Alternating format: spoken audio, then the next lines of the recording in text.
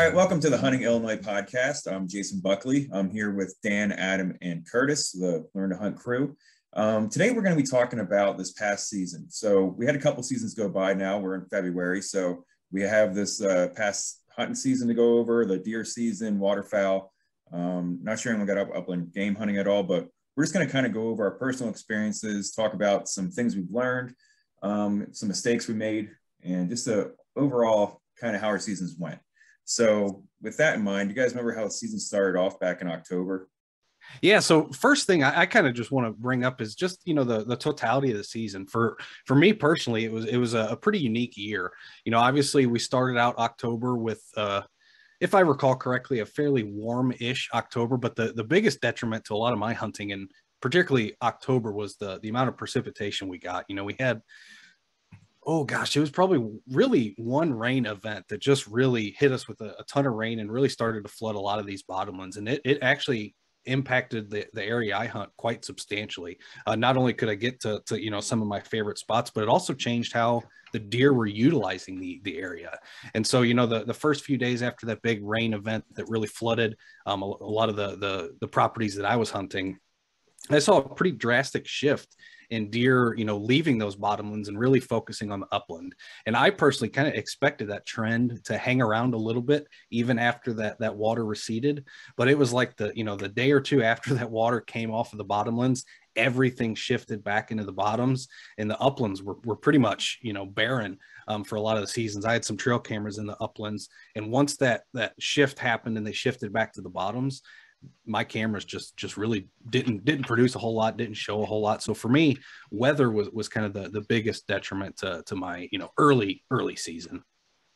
Yeah, I remember not going out the first couple of weeks, and I just looked this up here to see what the temperatures were like in October for Illinois, and they were averaging 10 to 20 degrees above normal with highs in the mid to upper 80s from the 1st to the 10th. So I remember just not even going out at all because it was just miserable to go sit in the stand at that point. Yeah. Mosquito Central. Right. And the real challenging thing when it's that warm, especially archery season, you're not going to be able to recover that deer usually within 5 or 10 minutes. It's going to have to go out there and finish dying and pass away. And normally that might take 30 minutes before you begin tracking that deer. And in those warm temperatures, that can just be real detriment to the meat of it. So yeah. Just walking out to your stand enough is hard without having a heat stroke. Yeah, it's almost even too warm to think about turkey hunting when it's that warm too. Yeah, I mean, it really did. My season, thinking back on it now, it was really condensed down to the first week of November. I mean, I finally did get out late October, and I did have a shot at a doe in late October, and then the first week of November, I remember, is when I finally got one. And I finally got out about 5 times in that time span, which is normally I'd be getting out every weekend, if not more. Yeah, and Dan, you mentioned that big rain event. That was obviously a giant monkey wrench into a lot of people's waterfowl hunting plans because of all the flooding on the rivers and stuff. But another thing, we noticed a really, really excellent acorn crop this year, a lot of white oak acorns, and we're really excited about those bottoms. And then I think that flood water, basically all that water sitting there, just caused those acorns to rot, because white oak acorns are not very persistent. A little bit of water on the ground, I think a lot of them wound up rotting on the ground before they even got eaten by anything, which is unusual. It is, yeah. Yeah, either that or, a lot of them in the spot I was hunting, I hunt kind of in the bottom of a valley, and a lot of the trees on either side of the ridges are pretty much all white oaks. And so those acorns were just dumping and just, falling down that slope, and that water just came and just washed them all away. Took them all the way down to the Mississippi, I'm sure. Yeah. There's some happy wood ducks down there. Some oak islands out there in the Delta. Well, I guess if the ducks ever get pushed far enough to get that far south, those folks will be ready. Yeah. But overall for me, it was a fun deer season. It was an exciting deer season. I got to spend some time with some new hunters that I haven't been able to hunt with in the past. Had some good successes. So it was definitely a great year to get out and spend time outdoors, but the weather did challenge things, particularly early in the season prior to rut. I gotta say though, I mean, every year seems like we deal with some kind of weather issue, Yeah. and more here as we go. But this year, I guess one thing that stands out to me is the shotgun shell shortage. That luckily I had just enough to scrape by, but I definitely know my brother and brother-in-law were getting down to buying like 3.5-inch twos to duck hunt because it was all they could find. And also saw a lot of, on these Facebook groups, a whole bunch of scams popped up where people would post pictures of a whole bunch of ammo and say, PM me for details. And people were doing it because they really needed ammo. And I guess it was a bunch of scams because, geez, I probably heard of 10 or 12 people on those Facebook groups kind of calling out other people and saying, hey, avoid this person, it's a scam. And of course, by that time, their profile is deleted, but the damage has been done. So that was kind of a unique roadblock in this year's season for some folks. Yeah, and it was definitely for me. I like I mentioned, I did get out upland hunting a little bit, but I like to really do a lot of pre-season shooting. I think last year Jason, Adam, and I think it was right before you kind of joined us, Curtis, but we always like to get together and do a couple trap shooting trips before the season starts, and it's just hard to convince yourself to do that and to waste valuable ammunition to go out and really put together a good practice shooting trip when ammunition is that difficult to come by. Well, it's not wasted if you're having a good time, yeah. But yeah, no, I know what you're saying. You definitely don't want to do it and then chance missing out on a hunt later in the season because you can't find any ammo. That's no good. Yeah, and we had a pretty solid group of 8 to 10 of us that would just text back and forth anytime. Adam, he was at, I think it was Rural King or Farm and Fleet. He happened to find some ammunition, sent out a big group text, and we all ran out there and got what we needed. And so, there are ways to overcome these obstacles, to try to really help find ammunition. And I hope the supply issues are going to rectify. I'm not very optimistic, to be honest. I don't know what your guys' thoughts are on that. From my recent trips to like Field and Stream here in town and Blaine's Farm and Fleet, I haven't seen much of a difference on the shelves, honestly. So no big changes from just a couple months ago, but yeah, hopefully that does get fixed.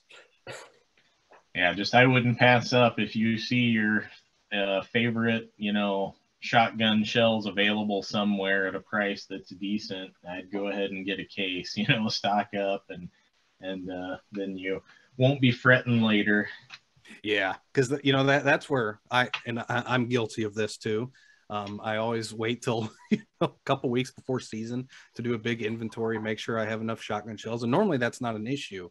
But lately it has been, and it may continue to do so. So it is worth, having a pretty good inventory and understanding of what you have and what you need, so that when you do come across it, you can just quickly snag it up. And like Curtis said, then you're prepared.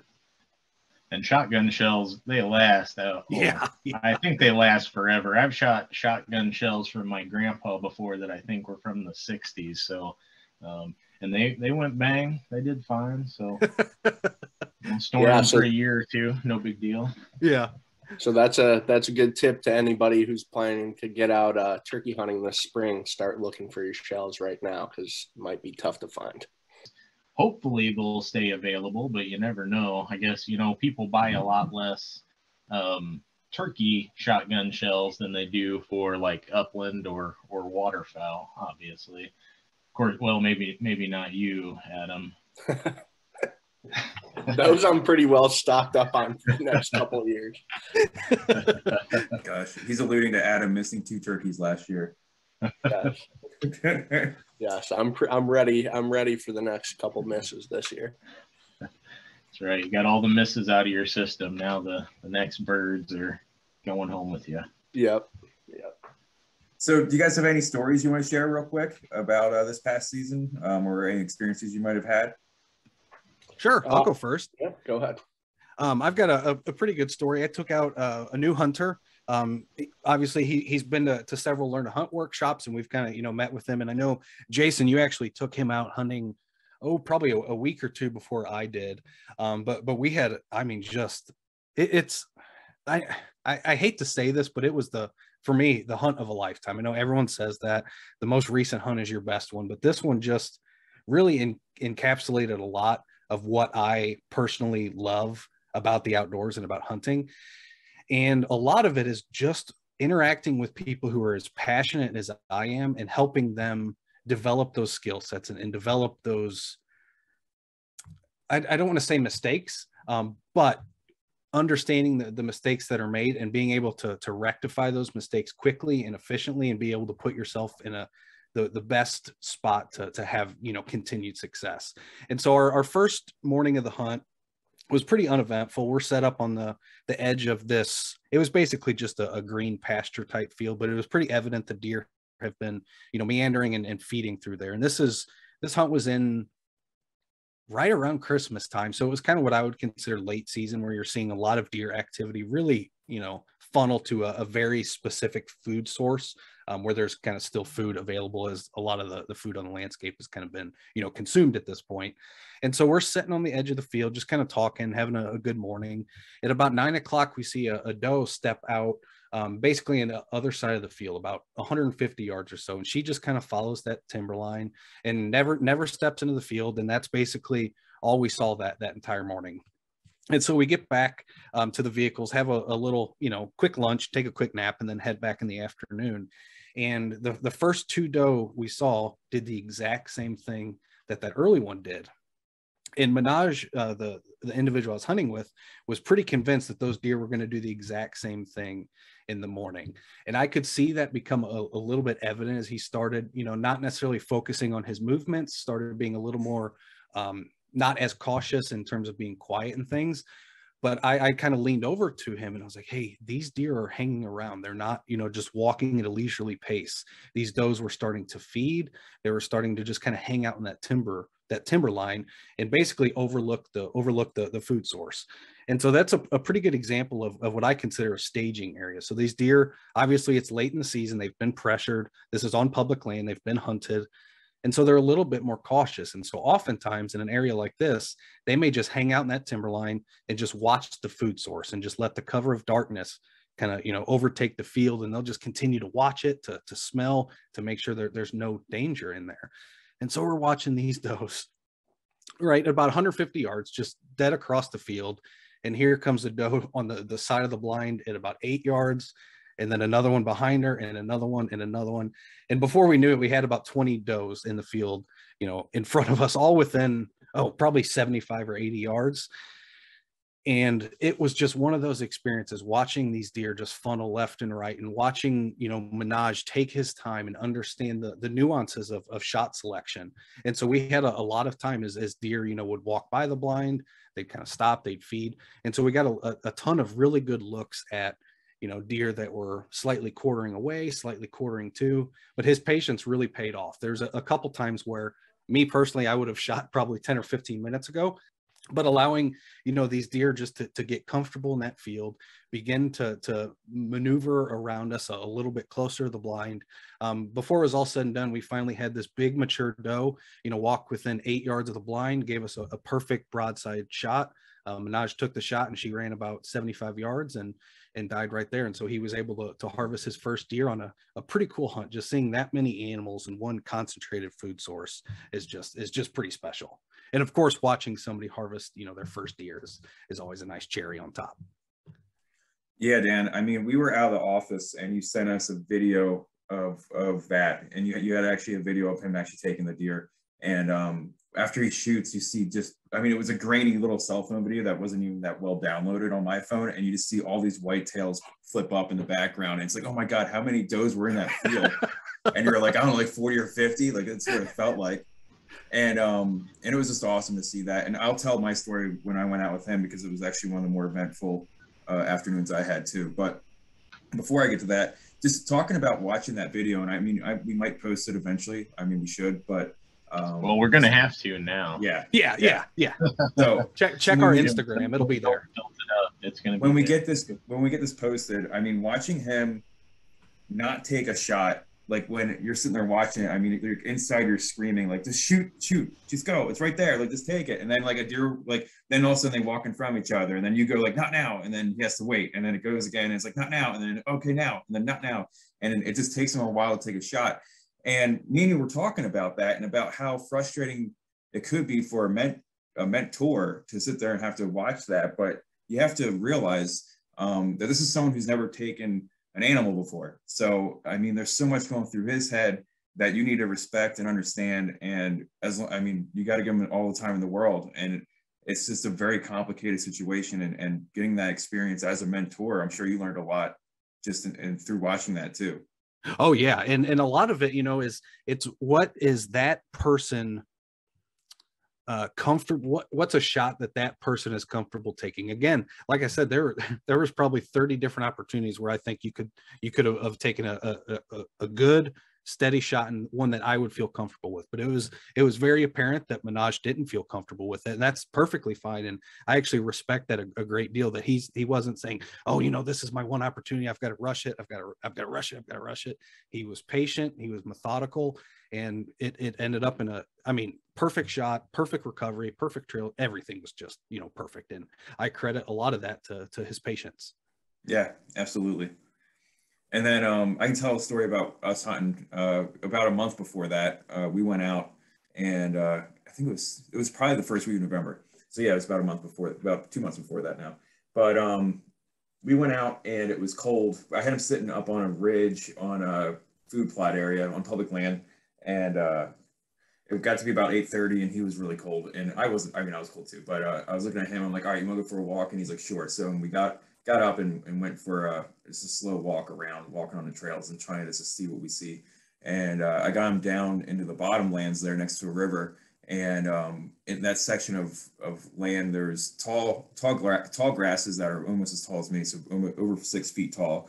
And then next to that, you got a hedgerow of woods, and then you have cornfield. And so you could tell the deer were running all around in there, and all season long until they cut that corn. That was another thing that happened. The corn was standing for the majority of October into November this year on that public land site because it was so wet that they weren't harvesting it. And so the deer weren't really leaving the cornfields. I mean, they could stay in there all day. And so we were walking, and they have mowed paths between the grass, the woods, and the corn. So you could see straight down the hedgerow and kind of see if anything's standing there. So we're just stalking around and looking down that one hedgerow. You could see 2 doe about 200 yards away, facing the other way. And I was like, all right, let's go have some fun. So we played red light, green light with them a little bit. So we hopped into the hedgerow, and we looked down, and they were feeding away from us. And then we kind of walked down the hedgerow. And then when they stopped, we stopped. And then when they went, we went, and we were making ground on them. And then one time when we ducked in to hide, we looked back out again, and then they disappeared. So then we're like, all right, let's just keep walking down this way and see if we see them. And we walked down, and then they pop out within about 50 yards of us. And then we quick hide again. And then as we're sitting there watching them this time, 2 bucks come out of the river bottom. That one was just a big old buck. And they come out and they chase the does into the tall grass. And they disappear. I mean, as soon as the deer's butt goes into this tall grass, they are invisible. So they're gone into this tall grass. That's a couple acres. And so then he's acting as if they're gone. And he's like, okay, what do you want to do now? I'm like, dude, they're right in our area. Like, we got to chill. And then, so we start creeping up a little bit. And then I look over as we're kind of walking towards that end of the hedgerow, because we're almost at the end of the field at this point. And I look to my left, and I'm dead parallel with the big buck. And he's about 10 yards in the grass, and he's walking along, and he's all got his mind on those does. He doesn't see us at all. So we quick drop down, and Minaj is in front of me, and he drops down, and where he's at, you could see where the trail's at that goes into the grass, and he's about ready to get ran over by this buck. So then I'm just like, come here. So he scoots back like a foot. But by then, I mean, the buck's within 5 yards. We're knelt down, and he can't see us, and we can see the top of his head.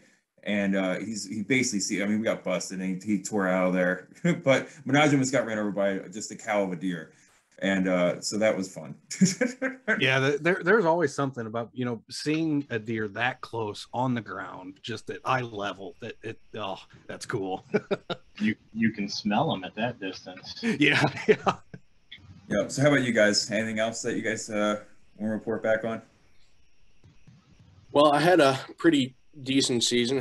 Got some deer in the freezer, so I can't complain too much. But one thing that was super interesting that I kind of learned this season was just I always knew that whitetails are tough animals, but if you guys go back a few episodes, I told a story about a doe that I shot that was quartering to me a little bit.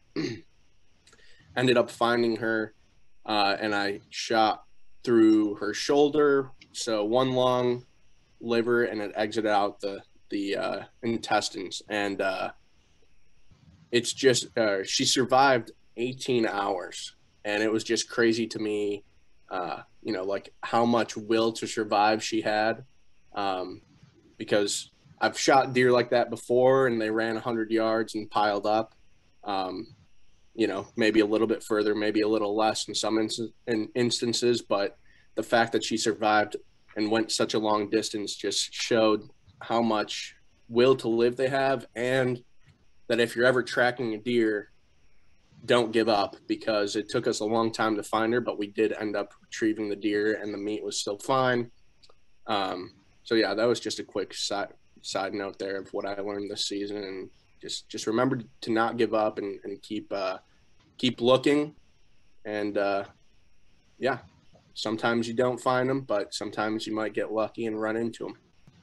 Nice. Yeah, I'll kind of change it back to changing gears from deer a little bit. Waterfowl season was a little tough. One of the biggest challenges that I had, you know, especially with waterfowl season, but really just my overall totality of season, I did not have good drawing odds this year. I didn't draw an upland permit. I didn't draw a deer tag, a deer shotgun tag.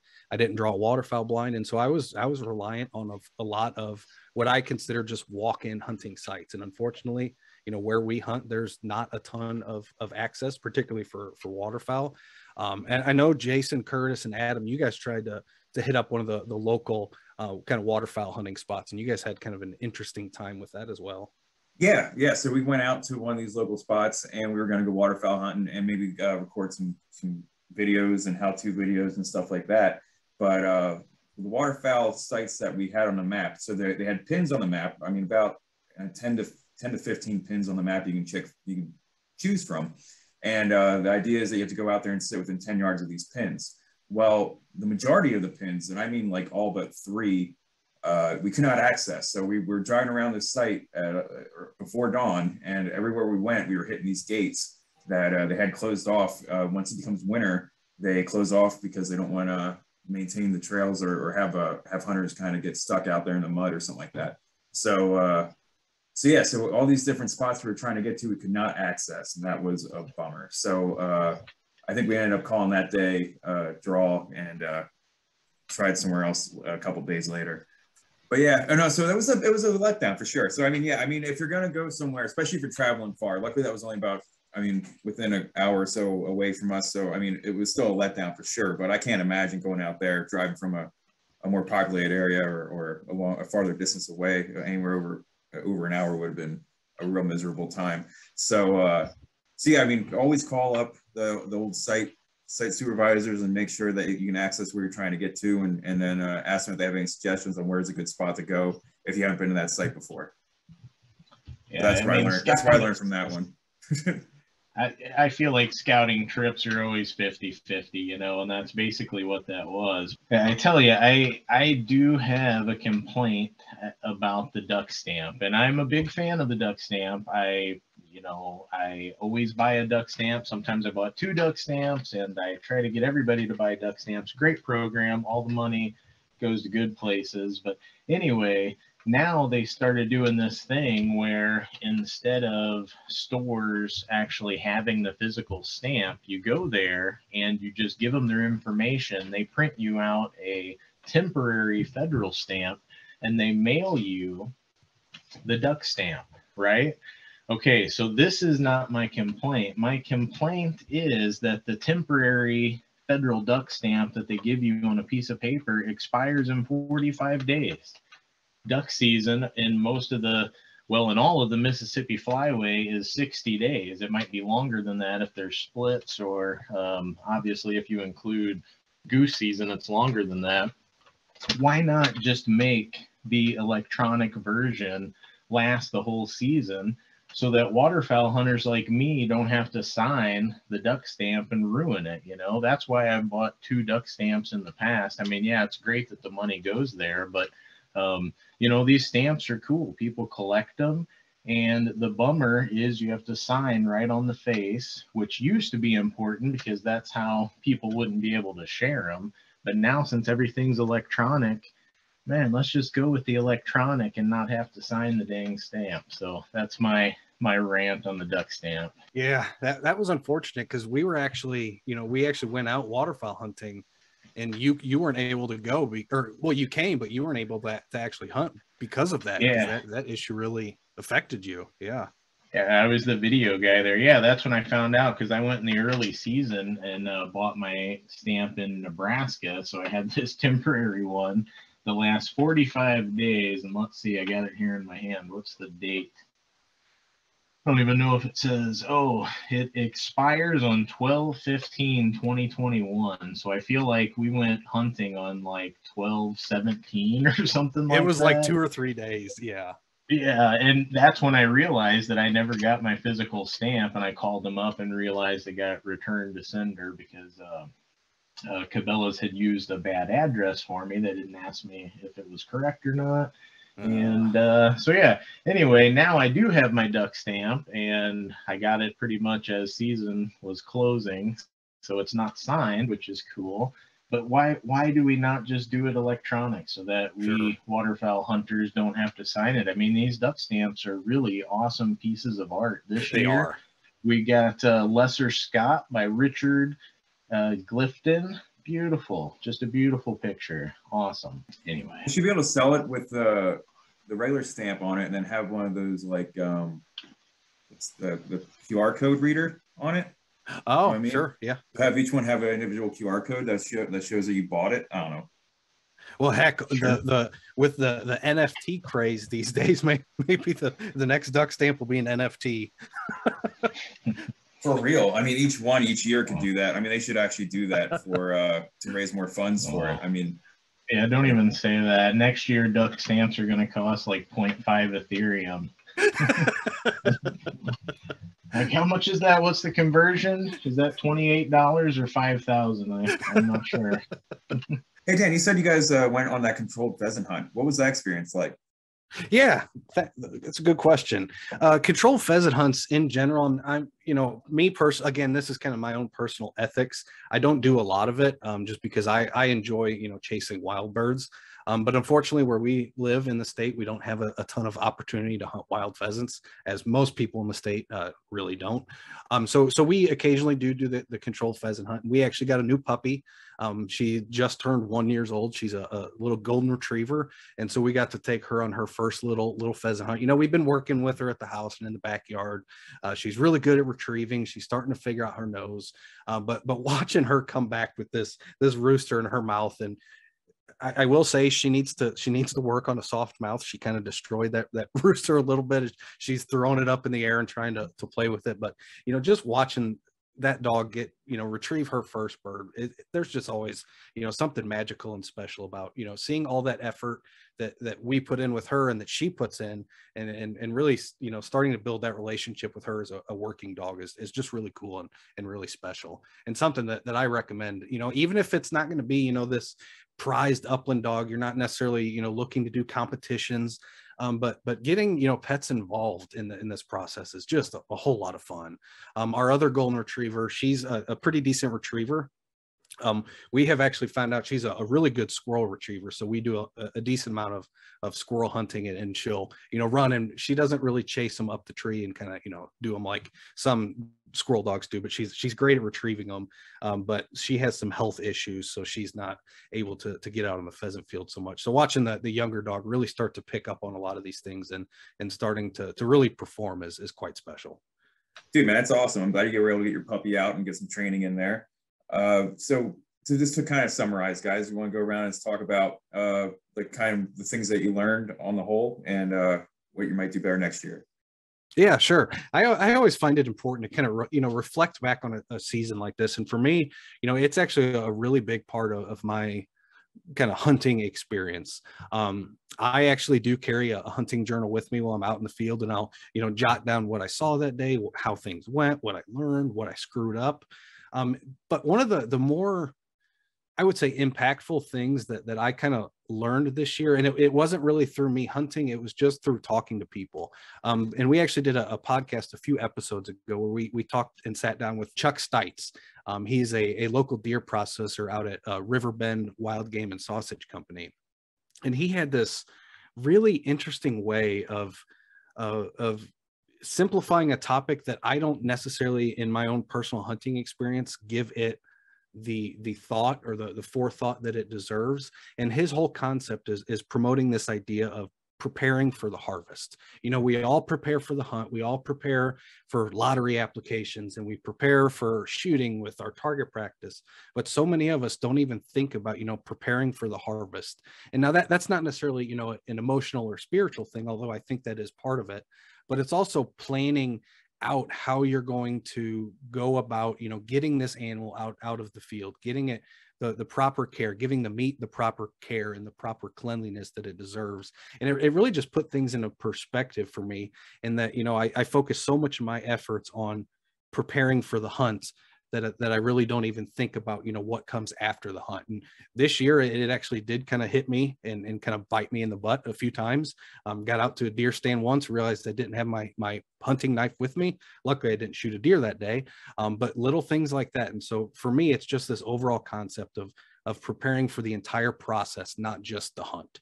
Yeah, well said, Dan. I mean, I think that was the main takeaway from that Chuck Stites interview that we did, and I agree. I mean, just preparing for how you're going to handle meat, how you're going to get it back home, cooling it down, all of that goes into the same amount as you would scouting. All the effort and energy you put into the front end, you got to put in towards the back end of your hunt for sure. For me, going back to that Menage hunt, I learned two things. I mean, this is the second year I've had someone out where I was mentoring them. Hopefully I had my buddy Ed out last year and a little bit this year too. So hopefully we can talk to him. I know he got a turkey in fall season for the very first thing he's ever harvested.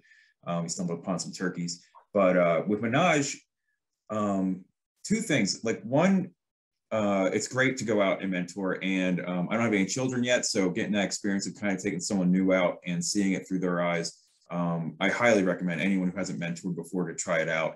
It's a lot of energy and it's a lot of effort, but it does pay off quite a bit. I mean, it's really fun. It gives you new energy towards something you may have done 1,000 times. The second one was him being cold and us going for that walk. I took him somewhere where I'd never been at that time of day before. And then he had to go back home. But later on that week, I went back to that spot where we saw those deer and I harvested a doe. And then, and after harvesting the doe is when that dang buck came out again.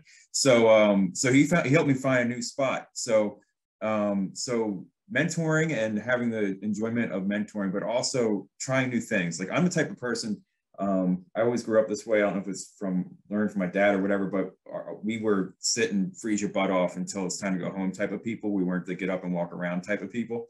And you got to try new things and and explore new areas that you don't normally do can help you find deer that you haven't seen before.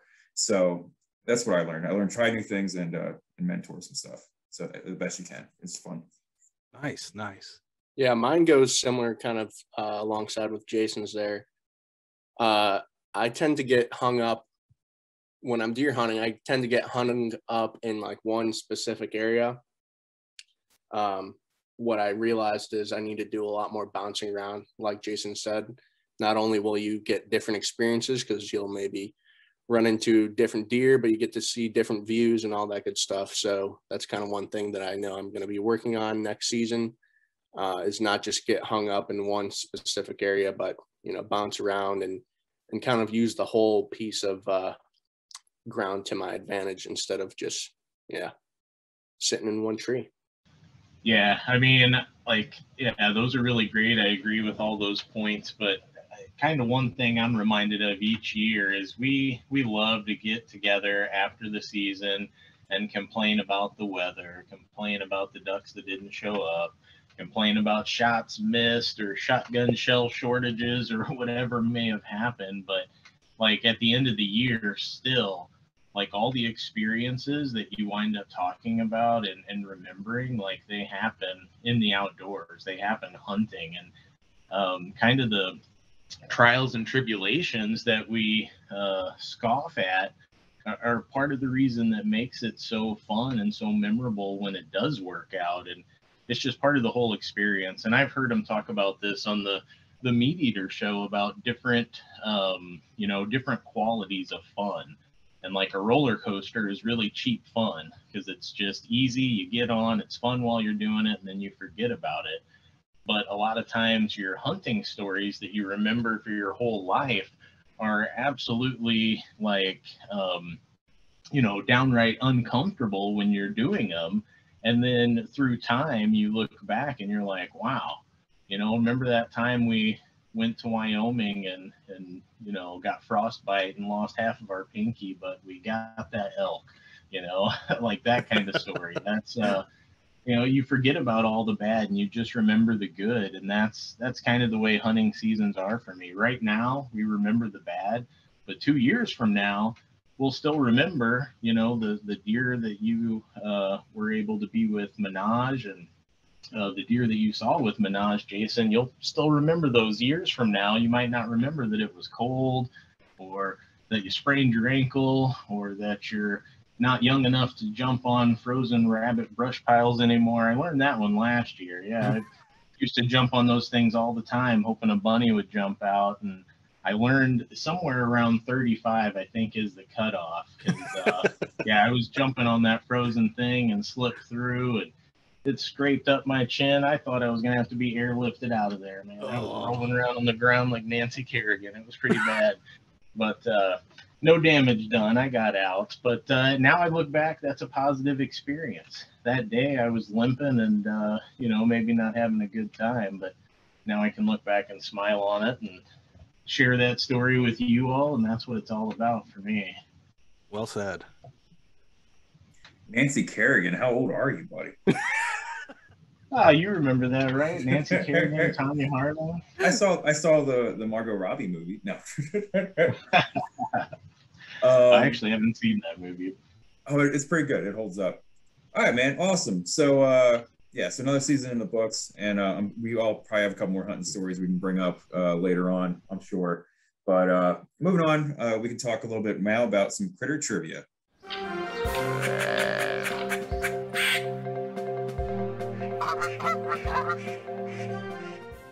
All right, so in our last podcast, we had a simple question, true or false, only 50-50. If you shoot a buck, do you need to run out and remove that tarsal gland right away? That's the question. Now, some of you, I'm sure, know this answer really well because we have a video that we posted about this very topic. And the answer is, of course, false. You do not need to do that. You probably are going to do more harm by contaminating your knife with that gland by messing with it. You just shouldn't do that. Once the animal is dead, nothing's really moving through it anymore. And even if it was, that same fluid's moving through the deer its whole life. So why are those last couple moments any different? So no, the recommendation, leave the tarsal gland alone, and just don't touch it with your knife or your hands. Anything to add to that, guys? No, the only thing I might add is I know some people are of the mindset that they do like to use them for different lures and scents. They may hang a tarsal gland in a tree. If you're going to remove them for that process, just do it after you field dressed it, after you've processed the animal, and you're pretty much done utilizing your knife for the rest of the meat. Because again, like Curtis said, it's been attached to that animal's body its whole life, and it never caused any harm to it. It's not going to now. Yeah, that's a good point. Anytime you can make your own lure, anything like that, it's a rewarding experience. But use a different knife. I would always tell people this when I, in a different life, used to be a trapper education instructor, and we would talk about beaver and how beaver is really good. But use a different knife to skin it, a different knife to butcher it, a different knife to remove the glands, because you don't want to contaminate the oil with all the meat. So same kind of thing there. That's good tip. Good tip. So for this podcast, we'll jump right into it. We're going to do something a little bit different here. We're going to play a sound, and this is a critter sound, and this is a game animal in Illinois. Now, it may not be an animal that you can find in all corners of the state, and we'll talk about that on the next podcast, but this is a game animal in Illinois, and here's what it sounds like.